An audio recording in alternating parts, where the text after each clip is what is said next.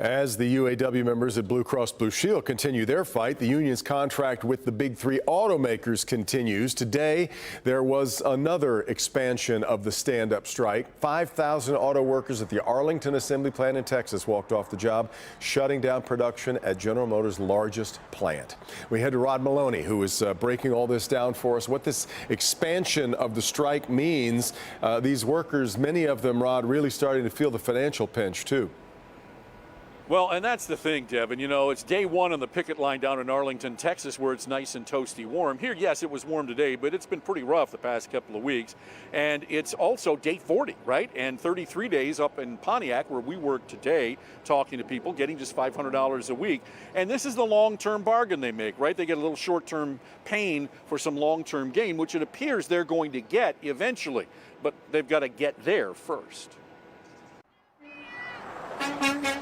Day one of a strike is always an emotional outpouring. In Arlington, Texas today, there was a spring in the step. And for all those that are around her, Lord, help them. Conversely, 33 days in here in Pontiac, they're getting a little weary.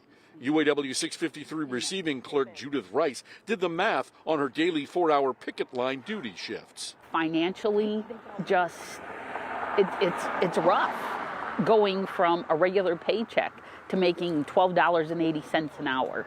To her, a month of income cut by 2/3 feels much like her childhood. It's kind of like going back to all the things that my mother, who raised me while she was growing during the Depression era, kind of that thing. It's like you don't throw away leftovers, you turn it into soup.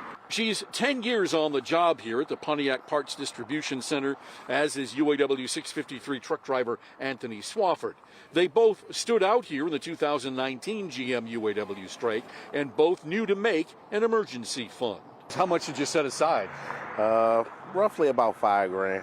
So he's going to be okay with the longer strike. If we had to stay out here longer, I mean, you just make provisions. Still, Judith's creditors started out okay with delayed payments. But we've already been out over 30 days. They don't want to hear it anymore. They want that car note paid. And now she's forced to do the unthinkable. I've already taken an application to go work at some of the Dollar Trees and stuff like that, just to start supplementing some of the income.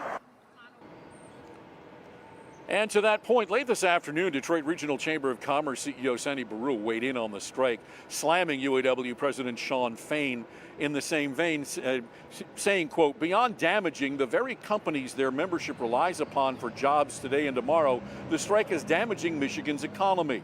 From dealers, auto repair shops, restaurants, and a slew of other businesses. When Fain says, I want to be crystal clear, the days of the UAW and Ford being a team to fight other foreign companies are over, believe him.